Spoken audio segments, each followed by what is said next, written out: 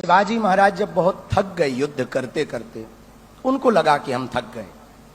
एक दिन स्वामी समर्थ रामदास जी के पास गए और उन्होंने अपना मुकुट उतारा और कहा कि हमने बहुत लड़ाइयां लड़ ली, बहुत युद्ध कर लिया, अब कृपा करो कि अब हमें बहुत लड़ना नहीं, अब एक बड़ी दया करो, ये मुकुट संभालो आप, ये राजपाट आप संभालो, आपकी आज्ञा से ही हम चले, अब हमसे चला नहीं जा रहा, अब हमसे युद्ध लड़ा नहीं जा रहा, हम बहुत थक गए, अब हम विश्राम चाहते हैं, अब हम आराम चाहते हैं, अब हम कुछ दिन कुछ करना नहीं चाहते। मुस्कुराते हुए स्वामी समर्थ रामदास भगवान ने कहा, ठीक है, हमें स्वीकार है, लेकिन एक बात हम कहना चाह रहे, आप हमारे कौन हो? बोले हम आपके शिष्य हैं। तो वो हम कौन हैं? बोले आप गुरु हो। तो बोले शिष्य का कर्तव्य क्या है? बोले जो गुरु आज्ञा करे वो शिष्य का कर्तव्य है। तो स्वामी समर्थ रामदास जी ने मुकुट उठाया और उनके सिर पर रखा, बोले आज से मेरा राज्य है, मैं चलाऊंगा, पर आज्ञा तुम्हें है, तुम्हें संचालन करना है।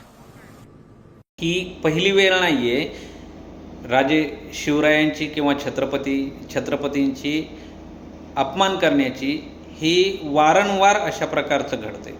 वागेश्वर बाबा हे स्टेजवर बसून मुख्यमंत्र्याच्या समोर छत्रपती शिवरायांचा अपमान करतात। ते सांगतात की छत्रपती शिवाजी महाराज हे थकले होते आणि थकल्यामुळे पुढची जी लढाई आहे ती जे आपले रामदास स्वामी आहेत यांच्याकडे सोपवली। खरं तर त्यांना एकतर इतिहास माहिती नाही किंवा मग इतिहास माहिती असून ते जाणून बुजून छत्रपतींचा अपमान करतात। अशा प्रकारचा अपमान महाराष्ट्र कधीही सहन करणार नाही।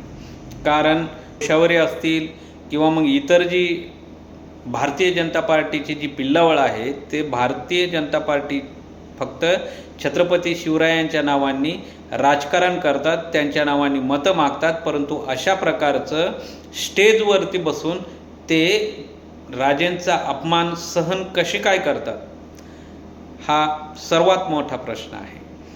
आणि आता कुठं गेला तो संजय गायकवाड, ज्याला छत्रपती नाव लावलं नाही म्हणून त्या प्रकर्षकाला तुम्ही एवढं शिवीगाळ केली, त्यांच्या आईवरती, त्यांच्या पत्नीवरती शिवीगाळ केली।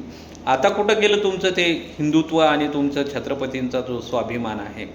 अशा प्रकारचा जर अपमान नेहमी जर होत असेल तर महाराष्ट्राची जनता, मग ती कुठल्याही समाजाची असो, कुठल्याही धर्माची असो, कुठल्याही पक्षाची असो, ही सहन करणार नाही। लक्षात ठेवा, असं झालं नाही पाहिजे। मी पुन्हा म्हणतो की या वागेश्वर बाबावरती कडक अशी कारवाई झाली पाहिजे आणि त्यांना जास्तीत जास्त कठोरात कठोर कलम लावून त्यांच्यावरती FIR झाला पाहिजे। धन्यवाद।